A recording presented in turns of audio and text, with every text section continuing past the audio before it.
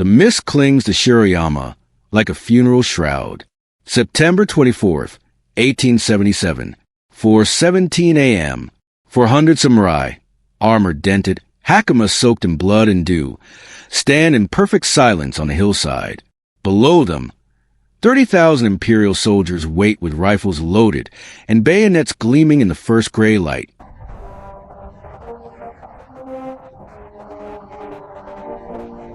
The air smells of gunpowder, pine, and death. At the center stands Seigo Takamori, 6 feet tall, broad as an ox, eyes burning with something between fury and peace. His white headband is already stained crimson from a wound that will not stop bleeding. He adjusts the hilt of a katana one last time, nods to the men who have followed him into hell, and speaks so softly only the front rank hears him. "Let's die beautifully." Then he walks downhill, straight into the rifles. The volley is deafening. Dozens fall at once, but the survivors keep walking, blades drawn, voices rising in the old battle cry that once shook the shogunate itself. Seigo never breaks stride. A bullet tears through his thigh. Another shatters his hip. He staggers, drops to one knee, but refuses the arms that reach for him. Blood pours down his leg in a dark river. He looks up at the sky turning pale gold and says, almost amused, "This is inconvenient." Beppu Shinsuke, his closest friend, kneels beside him. No words are needed. Seigo unbuttons his jacket, bares his belly, and places the tanto against his skin. 1 heartbeat. 2. He drives it in himself. Beppu raises a sword. 1 clean cut. The head tumbles into the grass, eyes still open, mouth curved in the faintest smile. The last samurai is dead, but the story does not end there. Because when the imperial troops finally climb the hill hours later, they find a body, but not the head. They search frantically. A traitor this dangerous cannot be allowed a proper burial. His legend must be strangled in its cradle. Soldiers kick through corpses, overturn rocks, dig into the soft earth with bayonets. Nothing. Then, just before dusk, a young lieutenant notices a patch of ground that looks freshly turned. He digs with his hands. And there it is, wrapped in a blood-soaked cloth. Seigo's head, still smiling, as if he knows something the Empire never will. The officer who examines it later swears the expression is serene, almost mocking. He writes in his report, "Even in death, he looked like a man who had won." The government issues its verdict within days. Seigo Takamori was a rebel, a criminal, an enemy of the emperor. His name is banned from all official records. Statues are forbidden. Anyone caught praising him risks prison. Japan wants him erased. But Japan cannot forget. Because this is not a story that begins on a blood-slick hill in 1877. It begins 30 years earlier, in a muddy Satsuma village where a boy with oversized hands and a temper like gunpowder is already too big for his world. Seigo Takamori was born in 1828, low-ranking samurai stock, the kind that polished swords for men who never had to draw them. But Seigo drew his early and often.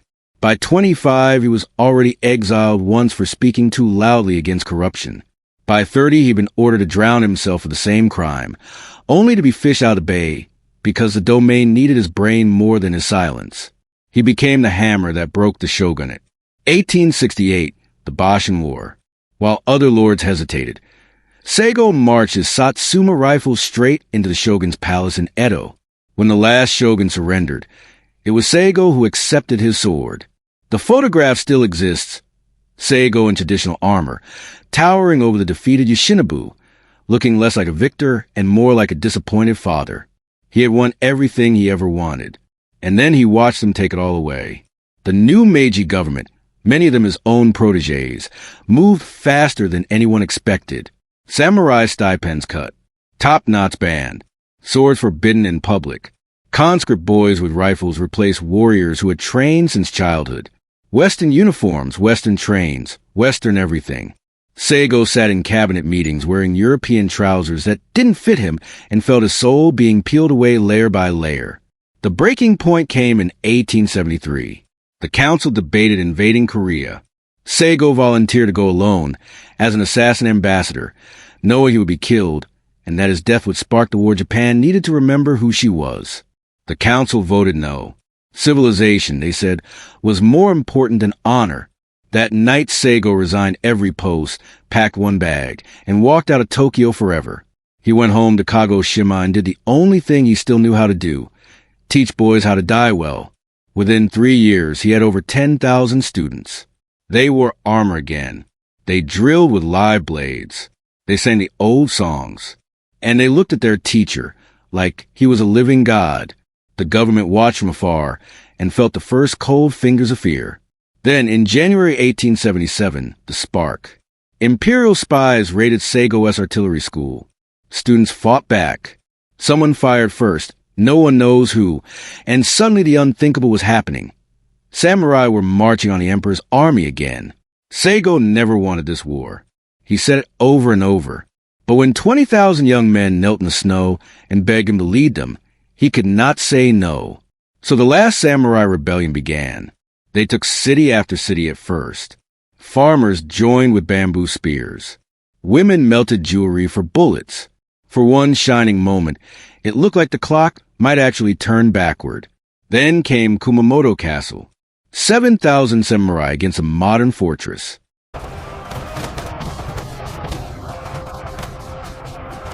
"51 days of siege. Rain, dysentery, starvation. When the relief army finally arrived, Seigo's men broke and ran for the first time in their lives. From that moment, they were hunted animals. Cornered, starved, betrayed, reduced to eating grass and horse leather. By September, only 400 remained, limping toward Shiroyama for a place to die. The night before the final battle, Seigo sat with his officers under lantern light. Someone produced a bottle of sake. They passed it around until it was empty. Then Seigo laughed, a huge, rolling laugh that startled the sentries. "I have lived too long," he said. "Tomorrow I will be the right age again." At dawn they put on their best armor. Some wore the same breastplates their grandfathers had worn at Sekigahara. They polished their swords one last time.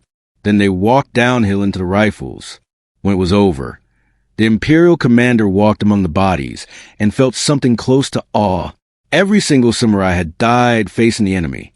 Not one had turned to run. And in the center lay Seigo, or what was left of him, the smile still there, as if death itself had been forced to bow. The government thought burying the head would kill the legend. They were wrong. Within months, secret poems circulated in Edo tea houses. Woodblock prints showed Seigo ascending to heaven on a tiger. Children played Satsuma rebels in the streets. Farmers left rice cakes at roadside shrines no one had tended in years. 12 years later, in 1889, Emperor Meiji quietly pardoned the man he had once branded a traitor. 9 years after that, they erected a statue in Ueno Park. Seigo in his old uniform, walking his dog, looking for all the world like a gentle uncle coming home from a stroll. No plaque mentions rebellion. No inscription speaks of Shiroyama. But every year on September 24th, old men in dark suits and young women in kimono gather at the statue before dawn. They bring sake. They pour it on the ground. And for a few minutes, Tokyo falls silent, as if the entire city remembers how to hold its breath. Because some deaths are too large to stay buried. Some men refuse to die the way the empire demands. And sometimes, just sometimes, a severed head smiles because it already knows the ending. The last samurai fell on a misty hill in 1877, but he never really left.